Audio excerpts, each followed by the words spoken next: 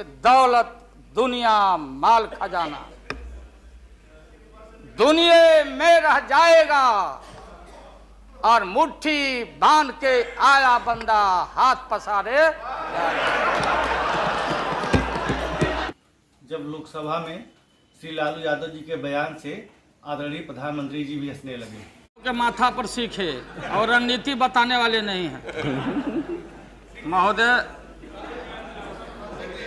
अध्यक्ष महोदय, माननीय प्रधानमंत्री जी ने जो विश्वास का मोशन लाया है उसके विरोध में मैं बोलने के लिए खड़ा हुआ हूं। माननीय प्रधानमंत्री जी ने कुछ बोलने के पहले पूरे प्रतिपक्ष से जानना चाहा क्या विकल्प है, कैसी सरकार आप लोग बना रहे हैं, थोड़ा हमको बता दीजिए ताकि बाद में भी हम अपना काम चला लेंगे। प्रधानमंत्री जी को धन्यवाद देते हैं, वो चेतनशील व्यक्ति हैं। ठीक आज से 4 दिन पहले माननीय प्रधानमंत्री जी ने, अटल जी ने अग्नि परीक्षण के समय शाम को राष्ट्र को संदेश दिया था। एकाएक हम लोग सुने कि राष्ट्र को संबोधित करने वाले हैं प्रधानमंत्री जी। सब कार्यक्रम छोड़ के हम लोग बैठ गए टीवी पे और हम लोग इंतजार में थे कि चेतनशील व्यक्ति हैं, गलत कुसंगति में फंसे हुए थे, अभी उनको चेतना जरूर जगी होगी। जैसे रहीम ने कहा था, जो रहीम उत्तम प्रकृति का करी सकत कुसंग और चंदन विष व्यापते रहे लिपटे रहत भुजंग। इसका यह मतलब ये हुआ कि जो अच्छे इंसान होते हैं अगर कुसंगति में फंस गए तो उनके ऊपर कोई असर नहीं होता है। जैसे चंदन के को पूरा चंदन को विषधर लपेट के रखता, चंदन पर उसका असर नहीं होता। लेकिन दुर्भाग्य है हम लोग के इस देश का, नैतिकता का पाठ पढ़ाने वाले हम जैसे लोगों को बताने वाले, सत्ता ऐसी चीज होती है, सत्ता की ऐसी भूख होती, न जाने कितने राजे महाराजे कितने रूलर आए इस देश में और बोलते चले गए हम धरती पर कब्जा कर लेंगे, हम किसी को आने नहीं देंगे।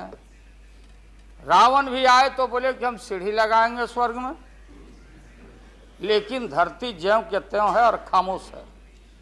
ये जो मन है, ये मन इतना मतवाला है कि चेतता नहीं। जा सुनिए सब,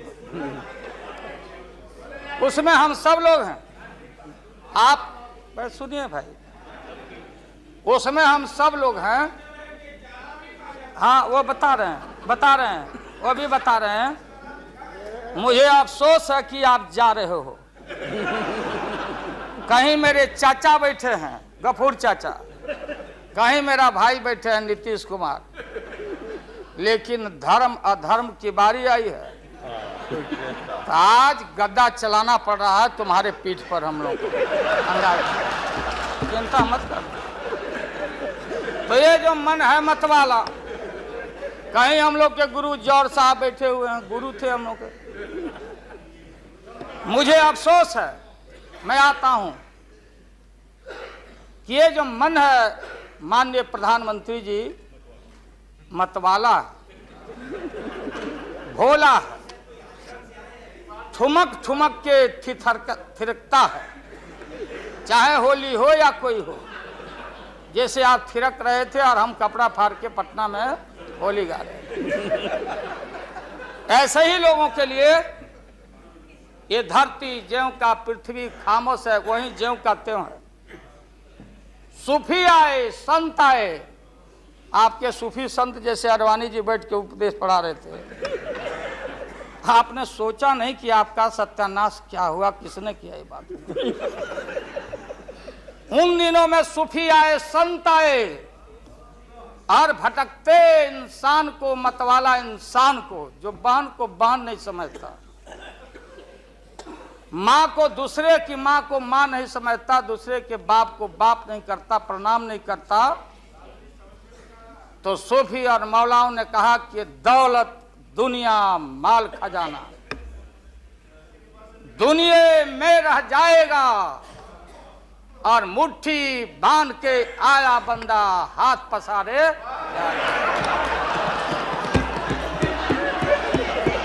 जैसे जैसे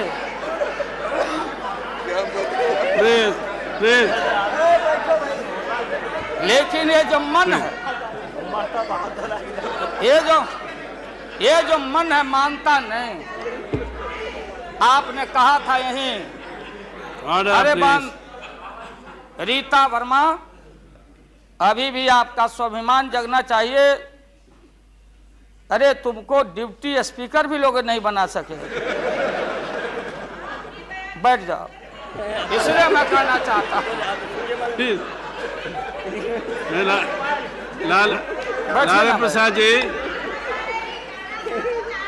हाथ पसारे जाएंगे ऊपर। बैठे बैठे बैठे। माननीय दिन दशा आपके 13 महीने के शासन में मुझे अफसोस है, 13 महीने के शासन में हम लोग के पुराने गुरु जौहर साहब के कपड़ा में, लता में, भाई रुको ना भैया, सुना करो ना, कोई परिवर्तन नहीं हुआ। आप देखेंगे कि हम लोग टाइट कपड़ा पहन के आते हैं। जौहर साहब का पोशाक देख लीजिए, और बिहार में जाते हैं तो फिर वहां पोशाक आप देख लीजिए, अरे भाई फटा, यही स्थिति उनकी रह गई। अब उनका क्या दोष हो सकता है? तो आखिर इनका और उनका जो मिलन हुआ, जौहर साहब का और रूमर फ्लोटिंग सेंटर का जो मिलन हुआ, तो ये बड़े सोच समझ के हुआ। तो जौहर साहब के मामले में जो भ्रष्टाचार पर सोच है, जो बताते रहे हैं, हम लोग को जेल भेजवाते रहे हैं। राबड़ी देवी महिला मुख्यमंत्री, जिसका मुकदमा में नाम नहीं हो, अपमान कराते रहे हैं। राबड़ी देवी मिलती है माननीय प्रधानमंत्री जी से मेरे साथ में। प्रधानमंत्री जी ने माना कि बहुत गलत काम हुआ, तो मैं फिर आऊंगा। आपने कहा था कि दुनिया का सबसे बड़ा स्काम है पशुपालन स्काम। आएगा दूध का दूध, पानी का पानी, जैसे सारे बैठे हुए लोग। अब बचा कौन है इस मुल्क में? कौन बेदाग बैठा है? और मैं इन चीजों को आज कोई छेड़छाड़, कोई बात नॉर्म्स के खिलाफ मैं जाना नहीं चाहता हूं। बातें दबाई नहीं जा सकती है, चाहे जितनी बातों को हम जहां भी थापर साहब के टीवी में या जहां भी हम कोई बातों को कह डालें, बात दबती नहीं है, अभिलेख मिटता नहीं है। आप माननीय प्रधानमंत्री जी, आपने चिंता जताई और इतिहास को, अडवाणी जी, गृह मंत्री जी ने गृह को खराब किया है। आपका जो गृह है उन्होंने खराब किया है, और आप मतवाले की तरह, आपका ज्यादा दोष नहीं है।